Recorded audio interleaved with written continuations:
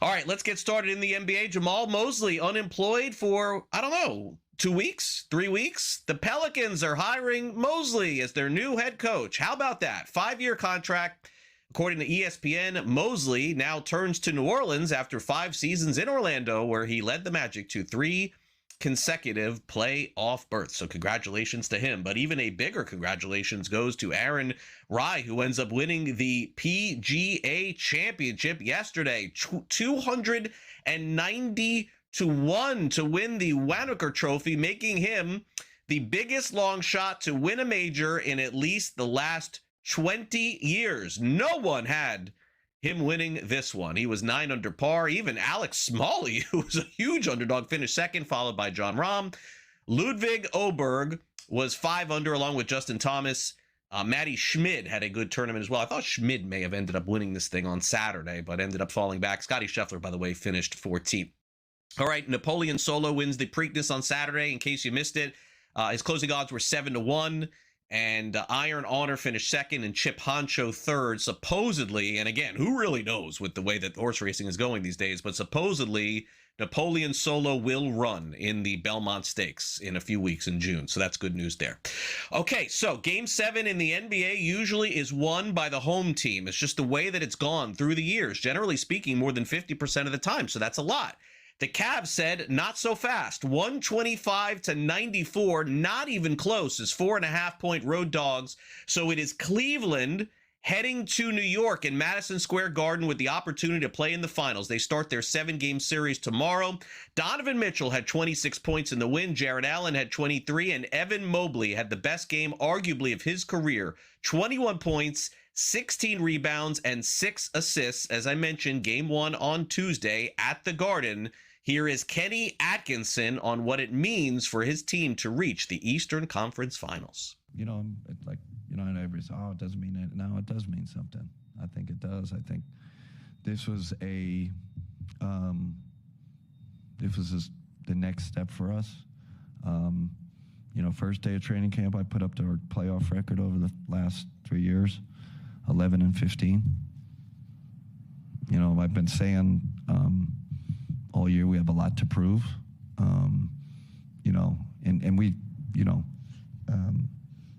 we still have more to prove. That's kind of the next part of it. But we proved something to ourselves that we could take that another step.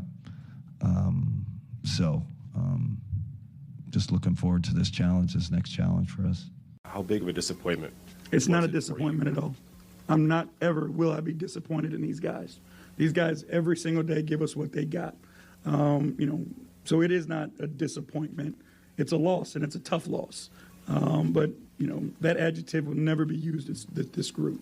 It's not. I'm not saying in the guys necessarily, but the season as a whole, and also I'm sure you had higher expectations.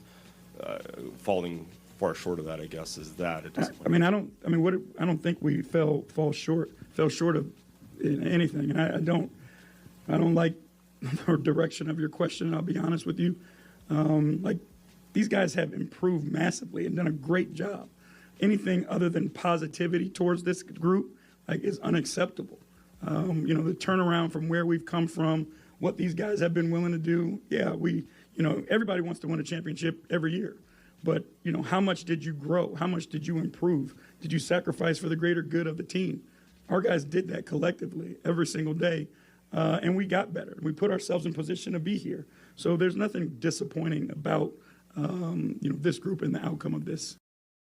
I think fair points, by the way, from Bickerstaff. Who had Detroit going this far before the season started? Answer, no one. All right, Mets-Yankees in the Subway Series. This round goes to the Mets. They win as home favorites and take the series from the Bombers. The Mets now 10-5 in May. Look out, they're coming on strong. In fact, Tyrone Taylor was the star of this one. He had a 3-run home run in the bottom of the ninth to tie it for the Mets, and then Marcus Semien scored the game-winning run in the 10th. Ben Rice, by the way, hit home run number 15 in the loss. So Carlos Mendoza seemingly thinking, hey, maybe the Mets are headed in the right direction. How amazed are you that you guys won that game, and how meaningful is it in the context of all you've been through the last few days and weeks?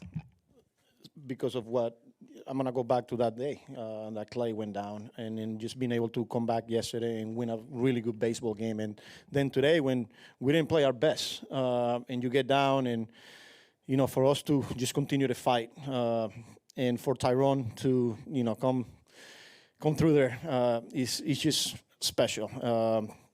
A lot of people contributing, but again, it was just too good to see the guys fight back and staying on the fight. It's just a good feeling right now. Meanwhile, another team that's hot in the NL East got to be the Philadelphia Phillies. They put a 6 spot on Paul Skenes yesterday, 6-0 the final. Zach Wheeler, since he's come back, has been fantastic. 7 innings pitched, no earned runs, and 8 strikeouts. Harper homered, so did Bryson Stott. And the Phillies got to Paul Skenes on offense. Here's skipper Don Mattingly on how they made it happen. I thought we battled, right? I thought we just fought him, and that's what you have to do with guys like that. He's going to get his outs. He's going to make pitches, but you gotta keep fighting and just keep fouling off, trying to fight to get something. And I thought we kind of did that up and down the order, where you keep putting pressure on him to have to make pitches. We finally break through there with the Bombi walk. JT 3-2, we're running. He puts the ball in play. We end up first and third. Carl hits the bullet. Kid made a great play at short, but that could have even extended that further. And then Trey with the big hit. I thought the 2-out knockdown a line give us a little more cushion. A lot of good things. So big win for the Phillies, big win for the Cleveland Guardians yesterday as well. They put 10 runs on the Cincinnati Reds. Chase DeLauder, rookie, went 2 for 5 with a home run. Also homers from Jose Ramirez and Kyle Manzardo. So did Angel Martinez and Brian Rocchio. So you know what that means. 6 home runs on the day for the Guardians. Here's Kyle Manzardo on the power surge. Well, it wasn't only you. We saw home runs from Chase DeLauder, Brian Rocchio, Angel Martinez, Jose Ramirez as well. How much were you feeding off of each other offensively? Yeah, man. I mean, that stuff's contagious in baseball. So, whenever we're all, doing well, having a fun time, we usually play pretty well. Dodgers beat the Angels 10-1 as road favorites. They completed the sweep on the hapless Angels. They keep on losing. Roki Sasaki, this was an important start for him. He threw 7 innings and 8 strikeouts. Also, Shohei Ohtani went 3 for 5. Here is Dave Roberts on the importance of Sasaki getting right. I think he's been trending. I do. I thought today that he had command of the fastball, command of the split forkball, and then mixing the slider when needed. And Dalton did a great job with him. They were in lockstep all game, and it was just great to see him be efficient and continue to do what he's telling everyone that he needs to do better. And he executed that. Also tonight in the National Hockey League, it's Game 7 between the Canadiens and Buffalo Sabres. Tonight, Buffalo, a slight home favorite. Puck drops at 7:30 p.m. Eastern.